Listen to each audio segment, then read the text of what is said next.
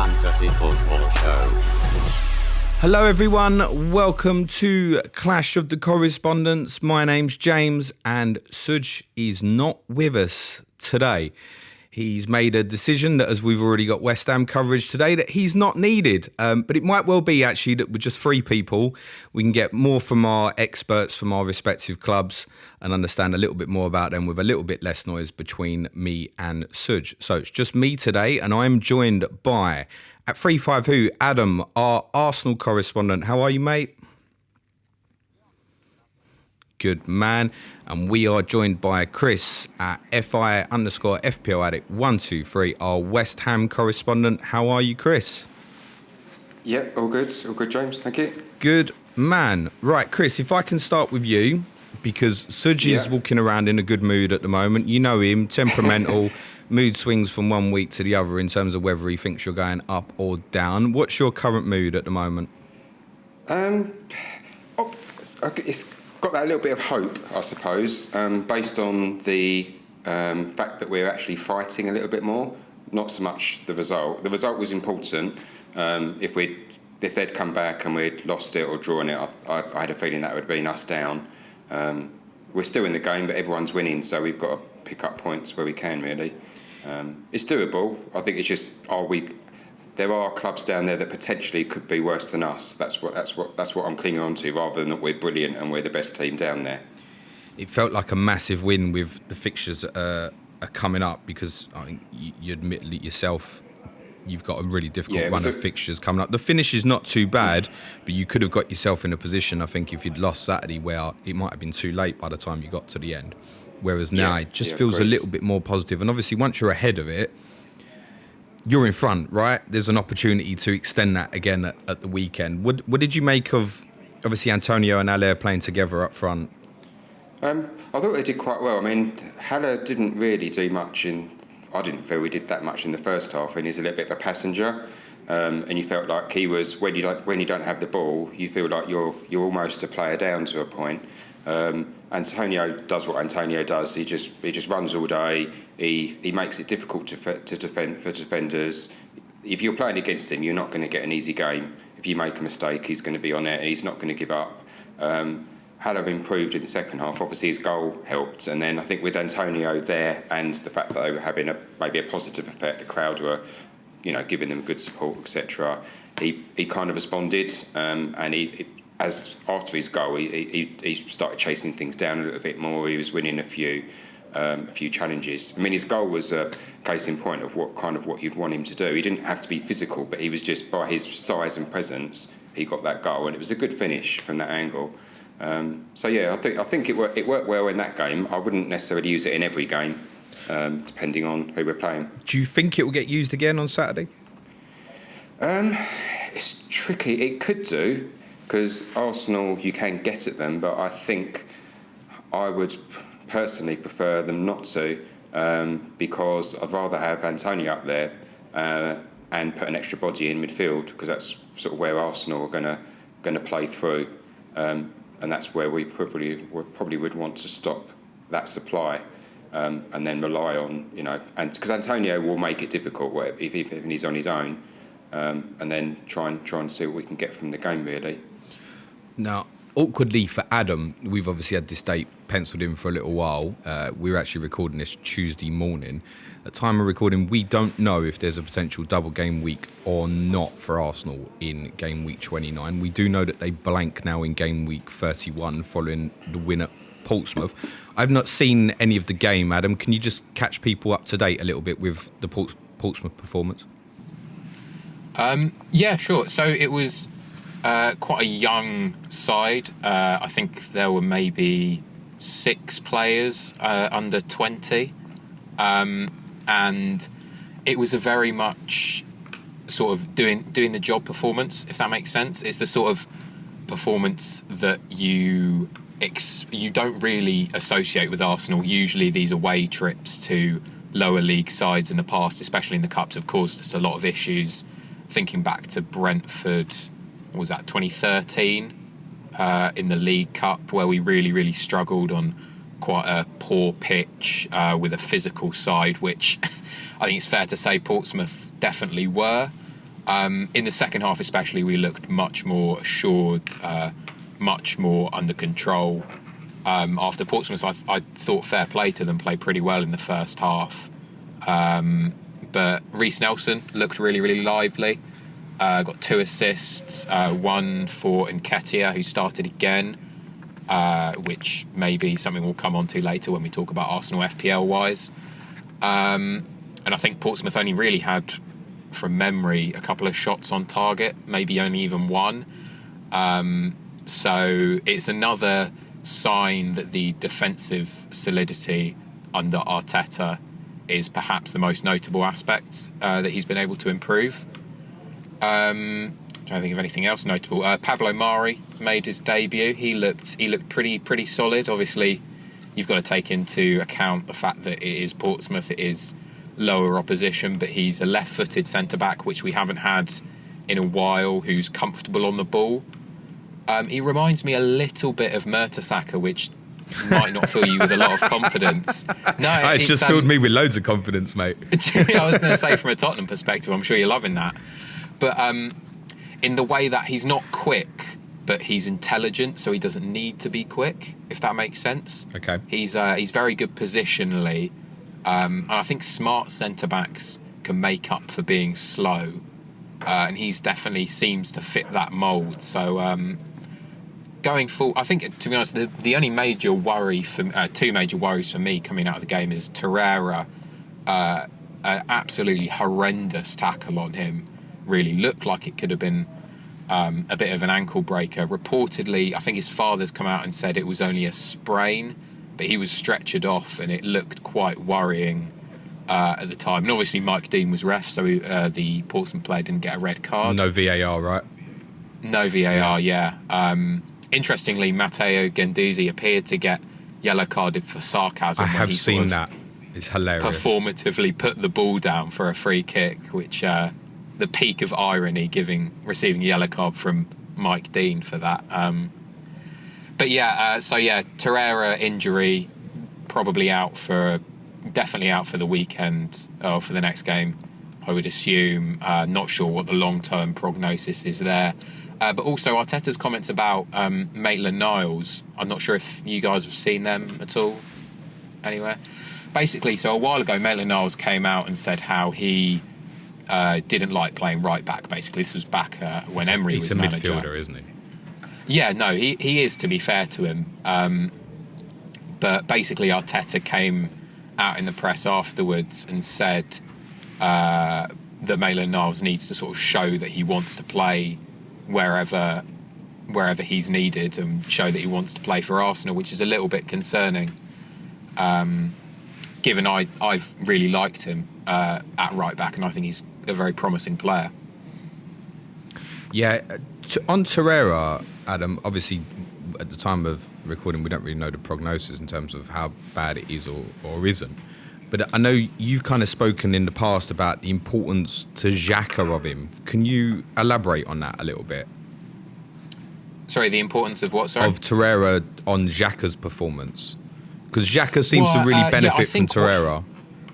I think he benefits from a player with legs, really. Someone who can run, as simple as that sounds. Because a lot of what Xhaka does now under this new system is slot in, covering the left back, whether it be Saka or Kolasinac who's bombing forward. Xhaka sort of fills that gap positionally. So then we need someone who's really energetic and vibrant in the centre of midfield to cover that ground, and I think Torreira is the perfect player for that. He's also quite underrated at short connecting passes, and him and Xhaka give us quite a nice balance of someone in Xhaka who's capable of pinging those sort of long cross-field passes or more vision-heavy through balls, with someone in Torreira who's really good at the quick, short, snappy passes that just keep the play ticking over.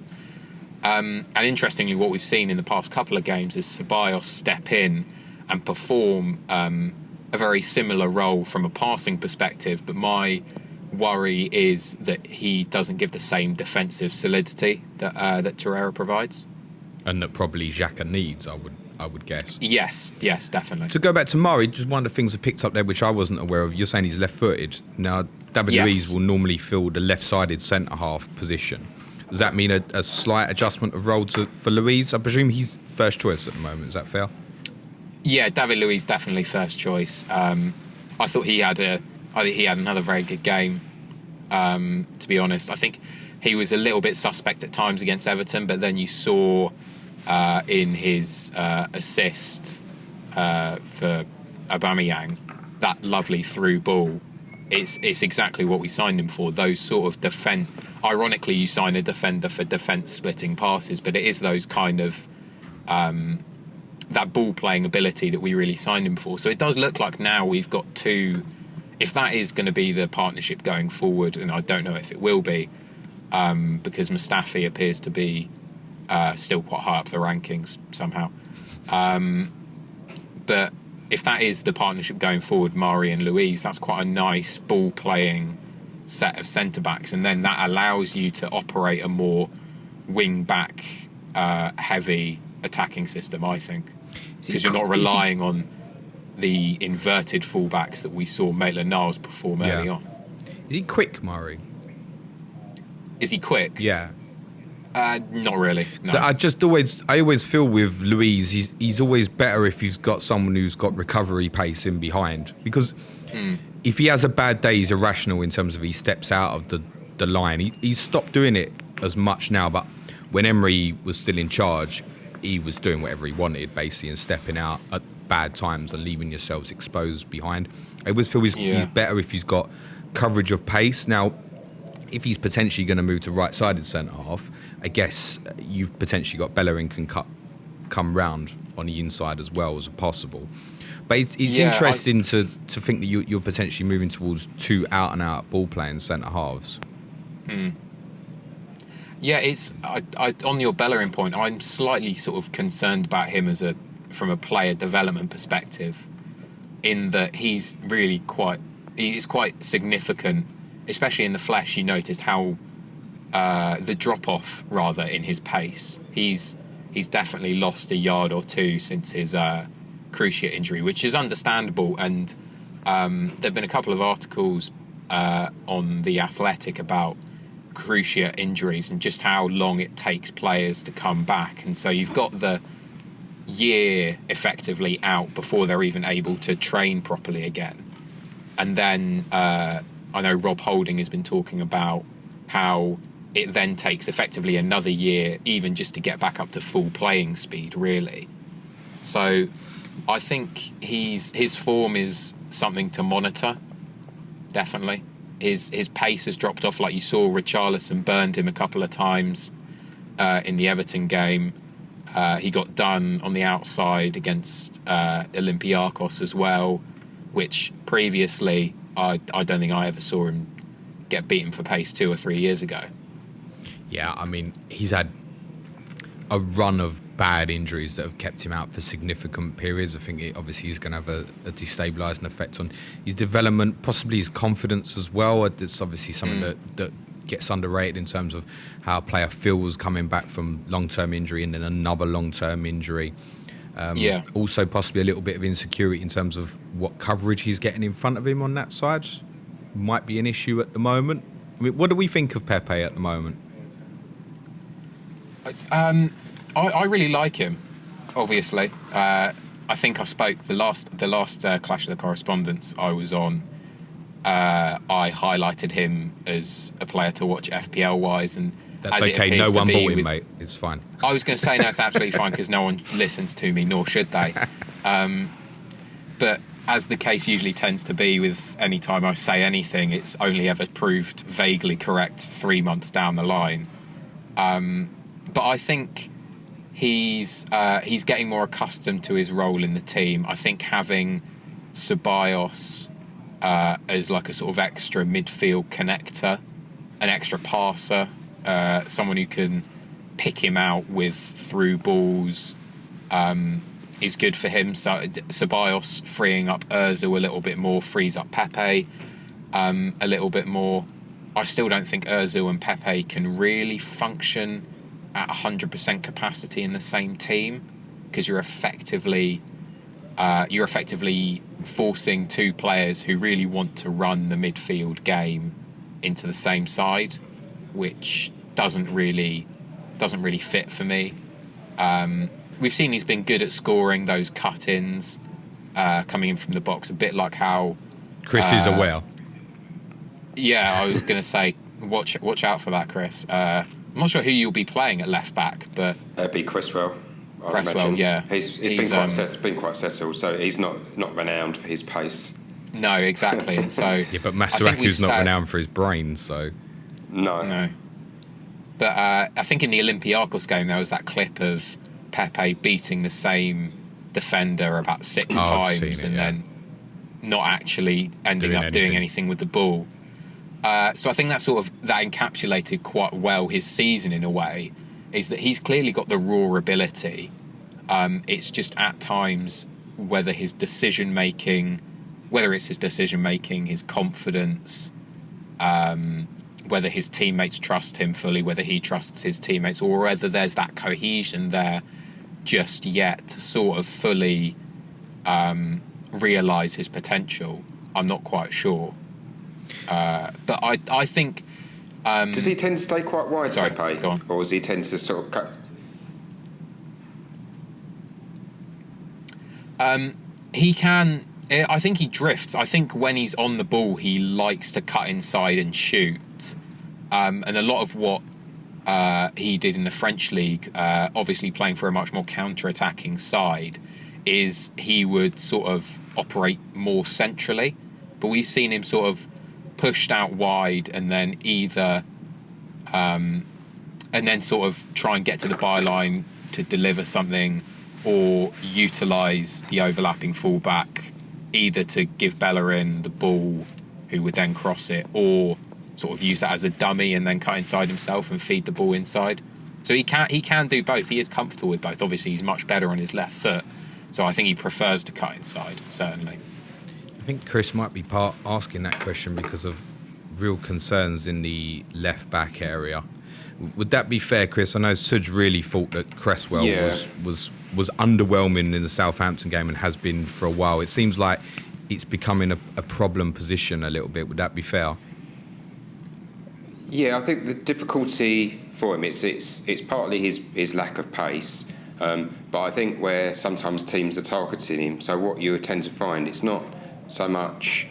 There's a couple of things. Why I've asked about him being wide, because what quite happen is Cresswell will start off slightly inside, and then he'll come out to where the player is.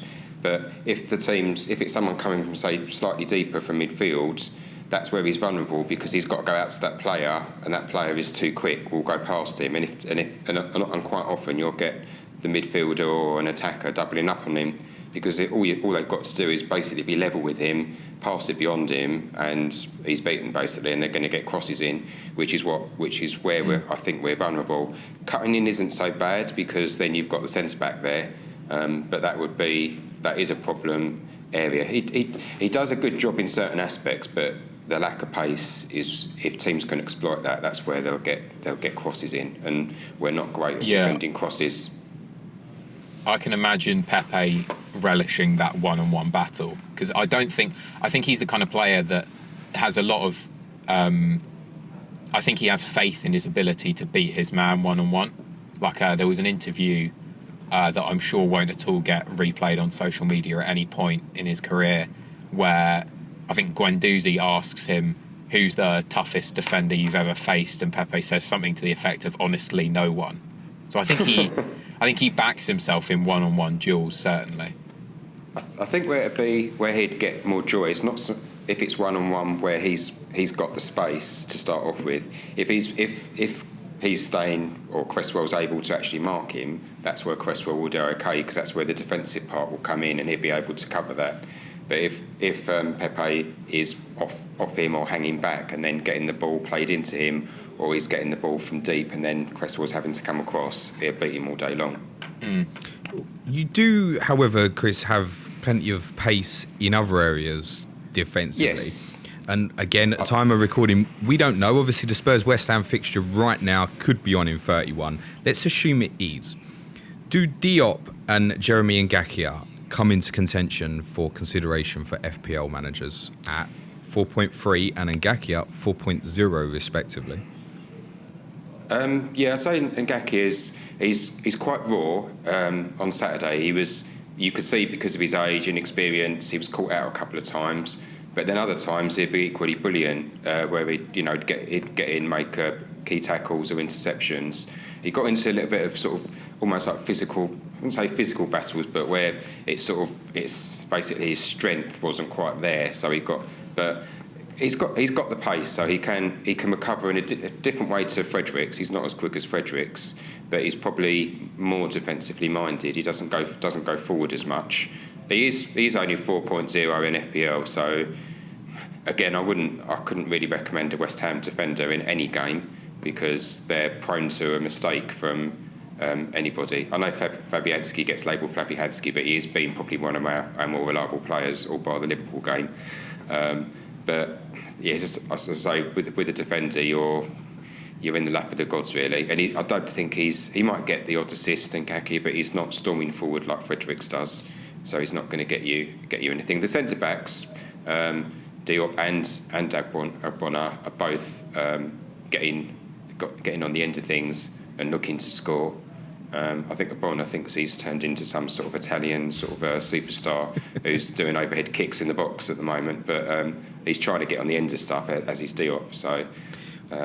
Well, Diop's particularly looked a threat from set pieces. 3 goals in 6 games, could have had another one at the weekend. I think Ngakia particularly people will be interested in because he's obviously come into a bit of a baptism of fire, playing against Mane twice and then playing against Boufal, who underwhelms with his final ball, but he's a tricky player, like he can embarrass people. Yeah. And I guess it's a suggestion at the moment with Fredericks' injury and Zabaleta's age in years that at the moment he's going to stay in the team. And whatever you think about West Ham defensively, he's 4.0. I don't think at that price anybody's particularly looking for assists. He's going to be, if he's still in the team, he's going to be in everyone's free hit team in 31. And then further down the line, for double game weeks, he's going to be of interest to people as well, particularly those who might bench boost if West Ham would say have a double game week with 37. So it's one I think we definitely need to keep an eye on. I mean, it's interesting just referring back to obviously that baptism of fire. Obviously, Adam, he's likely to play against Aubameyang this weekend. How important is he to you at the moment? How important is Aubameyang? Well, he's the sort of legs that are keeping the chair standing, really. He's... It's difficult to think of the last time Arsenal... Actually, it's not difficult to think of the last time Arsenal was so dependent on one player. It was probably Van Persie. And what happened, he ended up leaving at the end of the season. I think the same will probably happen with Aubameyang. His ability to score goals is probably the most impressive I think I've seen in quite a while in the Premier League as a whole. And I'm not saying he's a better player than people like Sergio Aguero, etc. But if you look at the disparity in quality of those teams, like Man City are a far better team than Arsenal. I don't think anyone's under any delusion otherwise. He always gets a goal, and he's playing out on the left wing. And I know people say, "Oh, that limits his involvement. That limits his." He's playing left back sometimes. He's tracking back so much, but I think that's a testament to the kind of character he has become at Arsenal, the kind of leader he has developed into, and the way that he's willing to sacrifice himself for the rest of the team.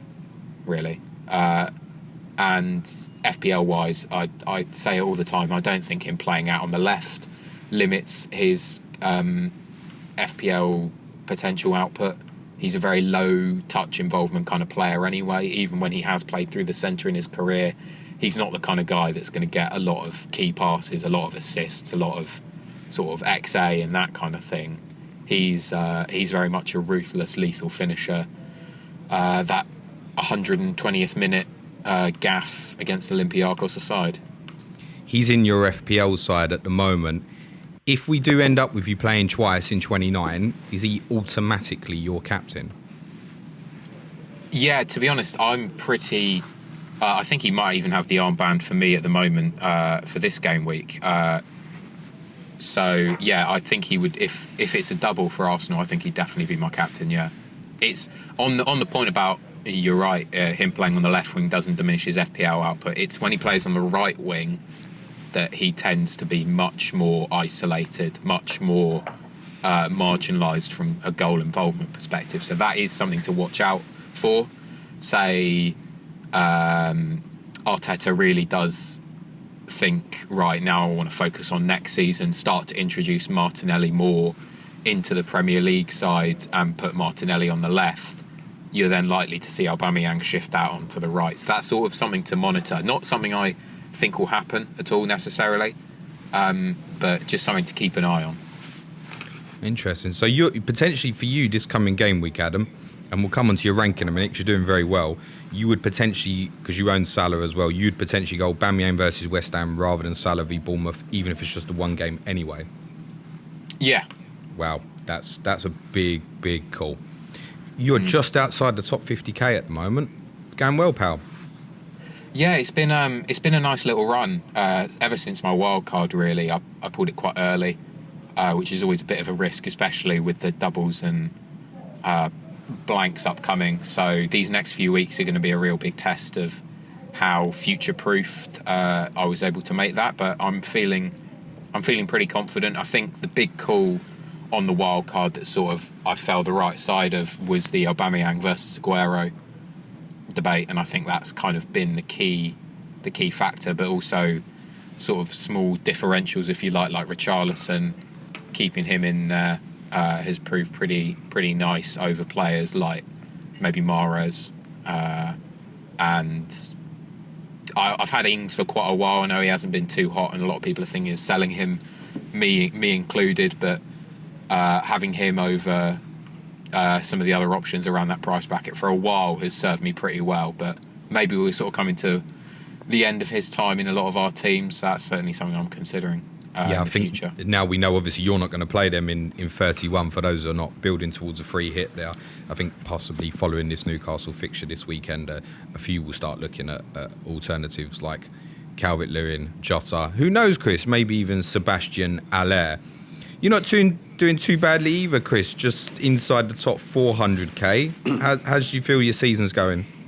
Yeah, it's gradually improved. I did the wild card a few weeks ago, so that I went a bit heavy on, well, I did tripled up on Sheffield United, and that they sort of didn't really keep the clean sheets, but I've shifted a couple of them out, and that paid off this week. So I brought in Lascelles and Taylor, so they got clean sheets, Burnley and Newcastle.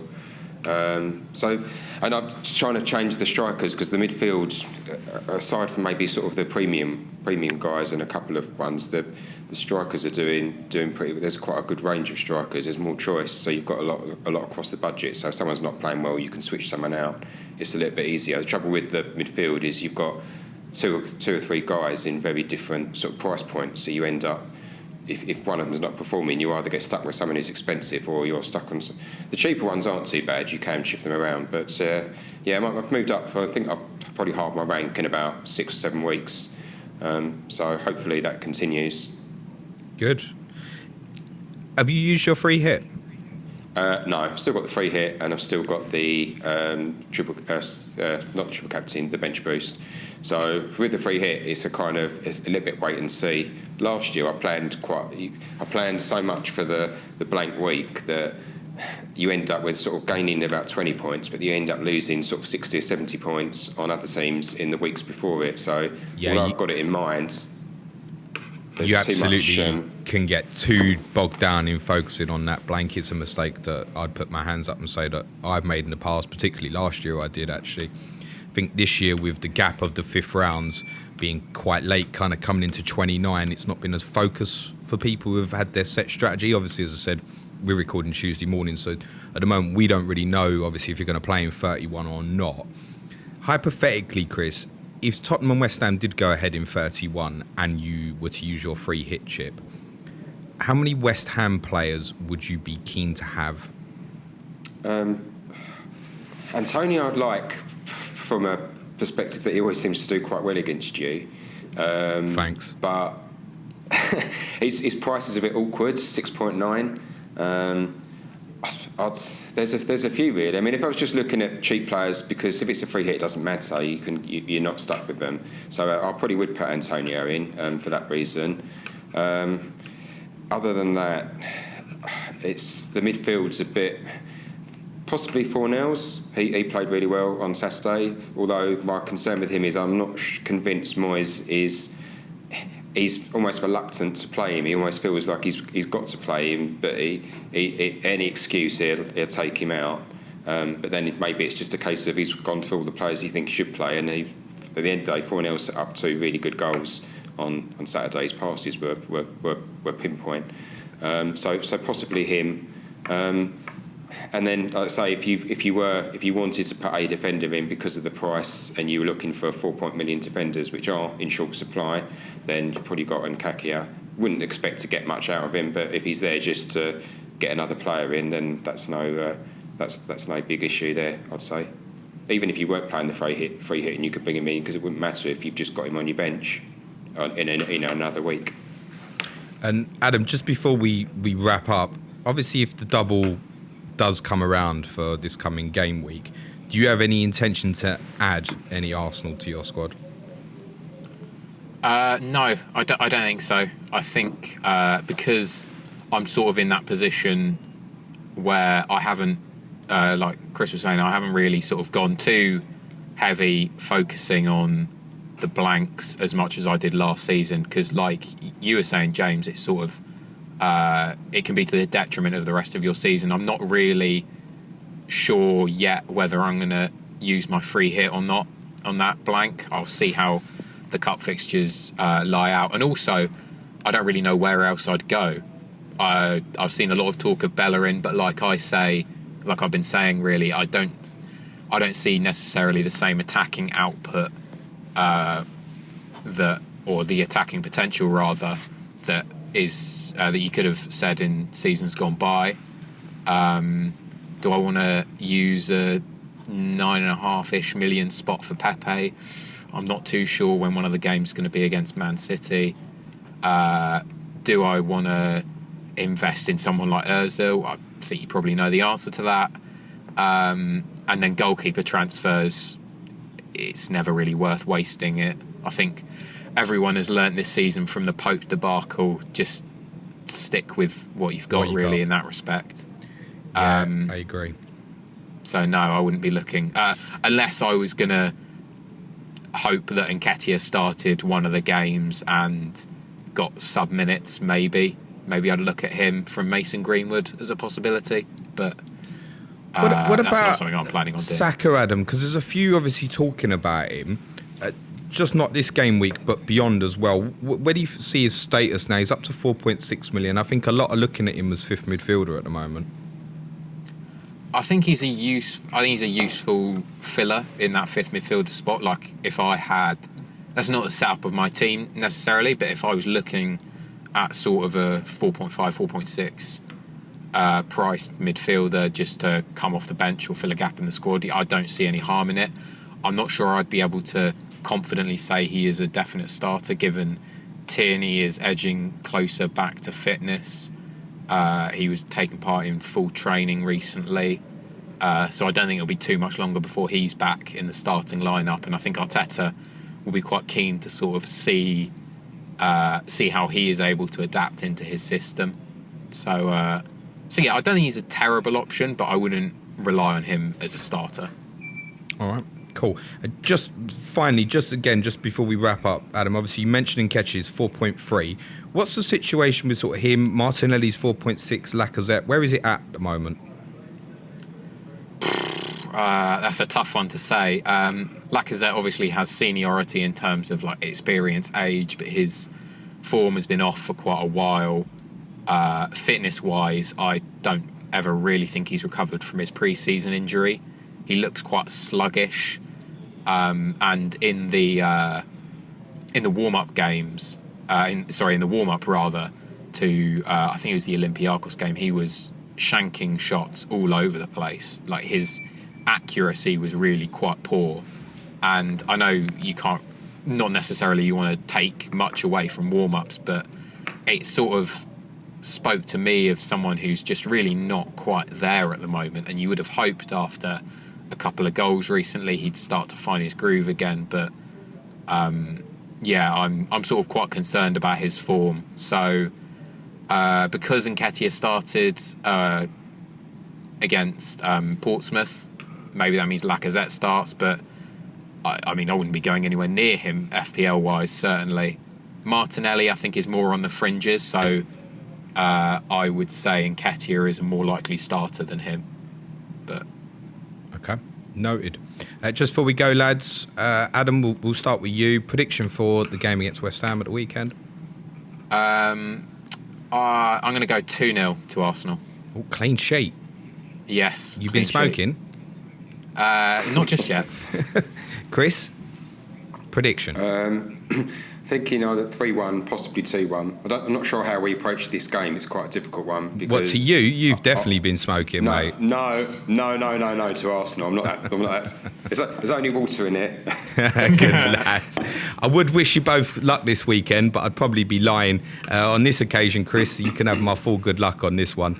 Personally, I find it very difficult to look beyond Arsenal winning this weekend. I think West Ham may score. I think actually your shout there 3-1 sort of about right, but I think following the Olympiacos game, Adam, and sort of that time to think about it and obviously rotate during the Portsmouth game, I would expect to see a reaction from Arsenal. Unlike you, Adam, I genuinely think you can still finish top four. I know you think it's off the table, but I think it's Chelsea is so inconsistent and the other side's below the same. I don't think it's off the table. And I think being out of Europe, helps your chances of that as well. We'll see. I wish I had the same faith, but unfortunately I don't. That's because you've been here before and you've suffered. I get it. Yeah, I'm Spurs. I've suffered too. And Chris, I do hope you stay up. I mean it. I dislike you, but I don't hate you that much. I don't hate you like I hate Adam's team. Not West Ham, just me. And you just hate you, yeah. I do think you'll get out of it, and I hope you do, because I'd miss playing you twice a season. Yes, right, thank you very much, gents. All that's left from us, we will be back with, I presume Suj will be with me for the final plan tomorrow. I'll be streaming on YouTube early Friday afternoon as well to sort of cover off chip strategy and the like once we've got the full information. Until then, all that leaves me to say is ciao for now. Cue music, man-child.